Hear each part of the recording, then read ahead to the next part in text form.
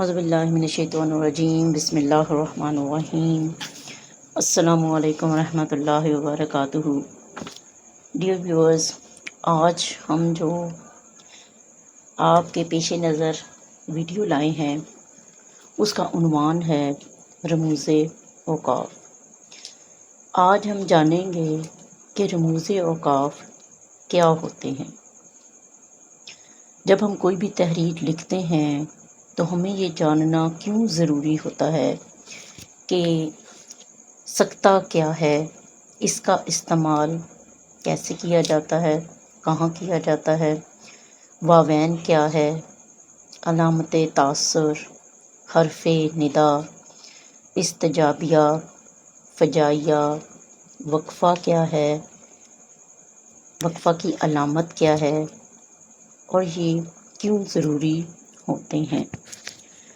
تو ویڈیو کا آغاز کرنے سے پہلے ہمارے چینل کو سبسکرائب کریں اور اپنی آراء سے ہمیں آگاہ کریں کہ آپ کو ہماری ویڈیو کیسی لگی، تاکہ ہم اپنا یہ سلسلہ جاری رکھ سکیں۔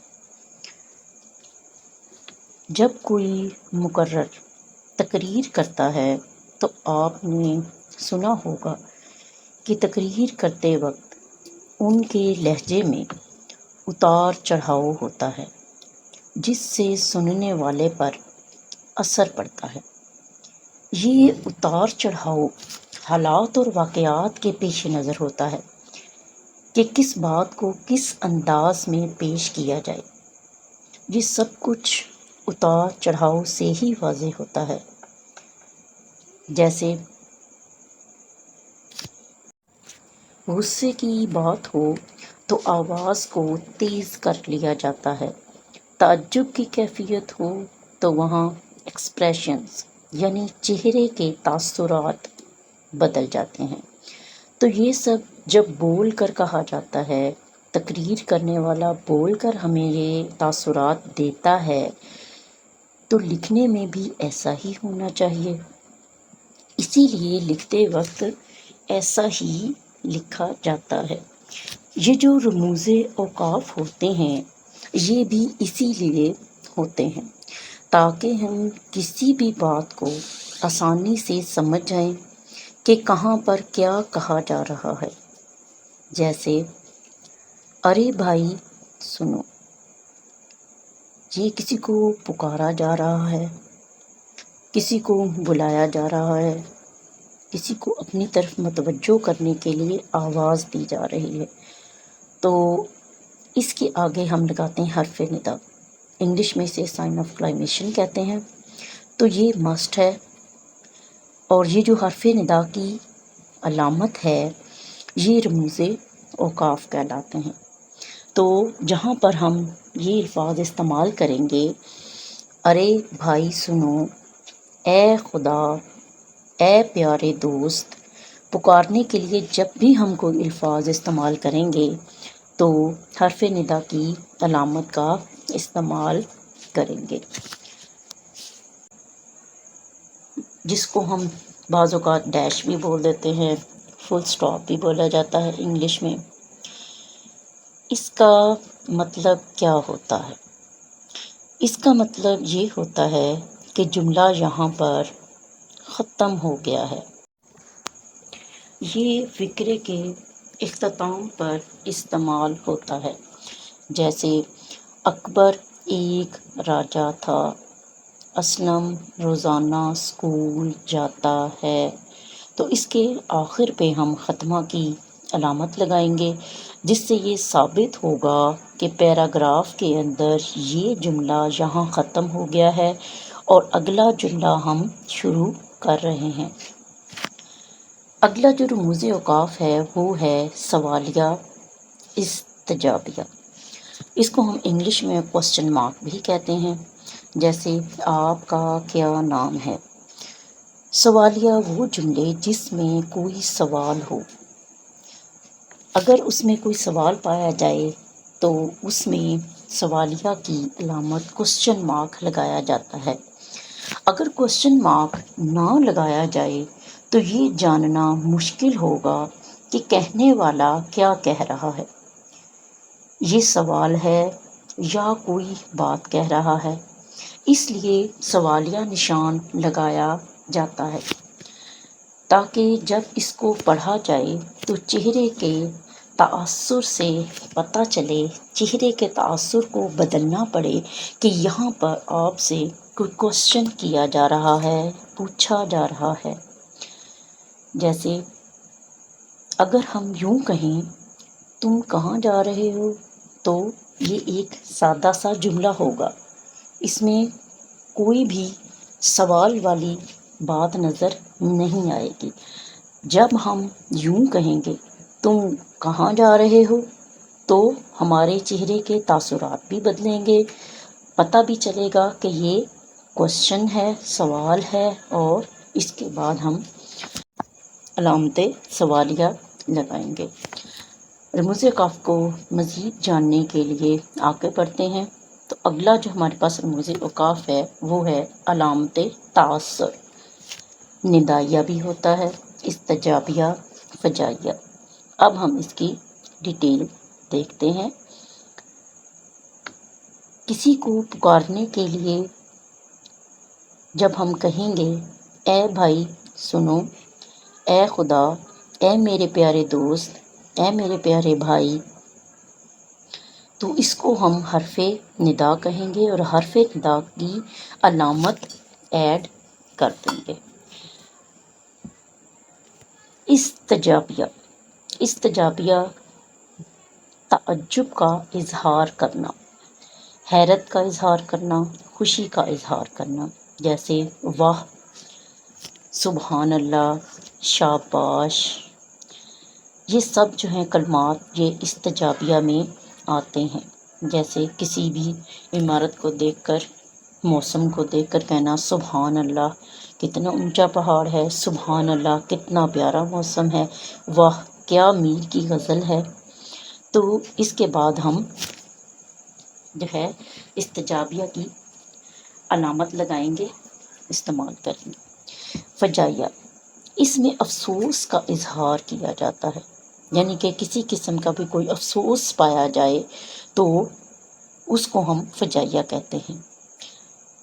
مثلاً کسی کی فوتگی ہو جائے تو آہ کا استعمال کرنا، دکھ کا اظہار کرنا، افسوس، میں ہار گیا، افسوس ورڈ کا استعمال کرنا جو دکھ کی علامت ہو، جو دکھ کا تاثر دے، فجائیہ کہلاتا ہے۔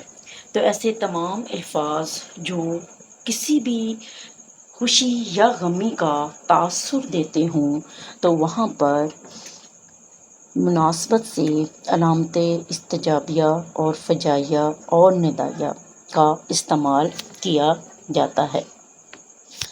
آگے بڑھتے ہیں تو ہمارے پاس اگلا جو رموز اوقاف کا علامت ہے وہ ہے تفصیلیہ۔ تفصیلیہ یعنی کہ کالم بھی کہہ سکتے ہیں اس کو، یہ کسی بات کی تشریح یا تفصیل سے بیان کرنے کے لیے استعمال ہوتی ہے۔ جیسے اسلام میں بہت بڑے بڑے لوگ پیدا ہوئے، اب جو ہم نے ایک بات کہی کہ بڑے بڑے لوگ پیدا ہوئے تو اس کے بعد ہم تفصیلیہ کی علامت لگائیں گے، اور علامت لگانے کے بعد پھر ہم ان شخصیات کو ون بائی نیم تفصیل سے بیان کریں گے۔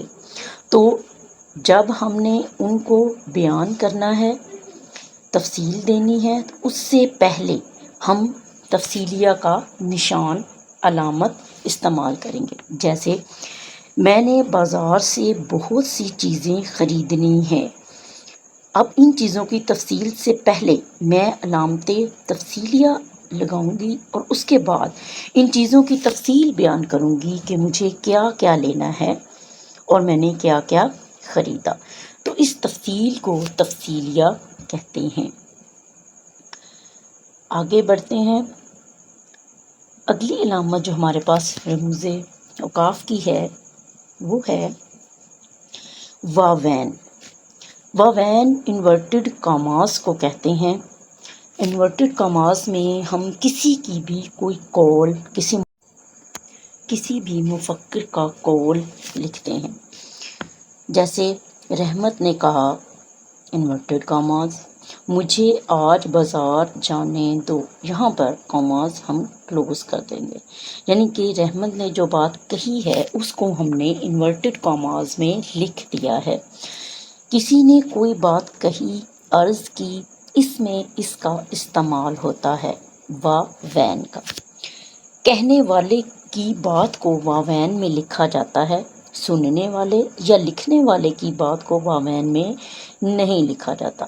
ہمیشہ یاد رکھیں کہ جب بھی کسی مفکر کا قول آتا ہے، جب بھی ہم کسی بھی جو ہے تحریر میں کسی مفکر کا، کسی عالم کا، کسی شاعر کا کوئی بیان لکھنے لگتے ہیں، کوئی حدیث لکھتے ہیں، کوئی قرآن کی آیت کا ترجمہ لکھتے ہیں، تو ہم انورٹڈ کاماز یوز کرتے ہیں۔ یہ وہی واوین ہیں جن کا استعمال نہایت ضروری ہے، اور اس سے پتہ چلتا ہے کہ یہ اس خاص بندے کا ایک خاص قول ہے جو ایک خاص موقع اور مناسبت کی وجہ سے بولا گیا ہے۔ اگلا رموز اوقاف جو ہمارے پاس ہے وہ ہے کوسین، یعنی کہ بریکٹس۔ کسی جملے کی تشریح کے طور پر استعمال کیا جاتا ہے، جیسے میرے دادا اللہ انہیں جنت نصیب کرے، ہم نے اسے کوسین میں لکھا اور لاسٹ میں ہم نے جملہ مکمل کیا، بڑے نیک آدمی تھے۔ جو جملہ ہم نے بریکٹ میں لکھا وہ اس جملے کی تشریح تھی۔ تشریح کے لیے یہ کوسین استعمال کی جاتی ہیں کہ ہم جس کے بارے میں بتا رہے ہیں اس کو ڈیفائن کر دیتے ہیں، اس کی تشریح۔ جو رموز اوقاف میں تفصیلیہ کی آپ کو علامت بتائی گئی ہے اس میں ہم ان لوگوں کی تفصیل بیان کرتے ہیں ون بائی ون، جبکہ کوسین میں ہم جس کی بات کی جا رہی ہے، جس شخصیت کے بارے میں بتایا جا رہا ہے یا جو کیفیت اس وقت کی بیان کی جا رہی ہے اس کو ڈیفائن کرنے کے لیے بریکٹس میں ہم اس جملے کی تشریح لکھ دیتے ہیں اور اسے کوسین کہتے ہیں۔ اگلا جو ہمارے پاس رموز اوقاف ہے وہ ہے نہایت ہی اہم ہے، بڑا دلچسپ بھی ہے، نقطے۔ آپ بھی سوچ رہے ہوں گے کہ نقطے رموز اوقاف میں اس کا کیا رول ہو سکتا ہے، تو میں نے اس سے سوال ہی پوچھا تھا کہ اس کے بعد نقطے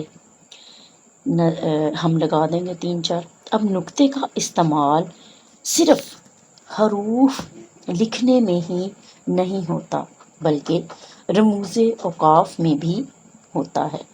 ہم اکثر یہ سمجھتے ہیں کہ نقطے وہی ہوتے ہیں جو جیم، نون، پے یا بے کے نیچے لگا کر لفظوں کو مکمل کرتے ہیں، اس کی بناوٹ کو کمپلیٹ کر کے اس کی تلفظ کو ظاہر کرتے ہیں، لیکن رموز اوقاف میں نقطے بڑی اہمیت کے حامل ہیں۔ جیسے میں کل لاہور گیا تھا مگر ڈیش، اب میں نے آگے نقطے لگا کر اپنی بات کو چھپا لیا، میں نے اپنی بات کو بتایا ہی نہیں کہ اگر میں لاہور گیا تو میں نے وہاں پر جا کر کیا کیا، یا میں لاہور کیوں گیا، میں لاہور کس وقت گیا۔ تو اس بات کو چھپانے کے لیے ان نقطوں کا استعمال کیا جاتا ہے۔ ڈیئر ویورز، اگر آپ کو ہماری یہ ویڈیو اچھی لگی ہو تو کائنڈلی اپنے کامنٹس سے ہمیں بتائیں۔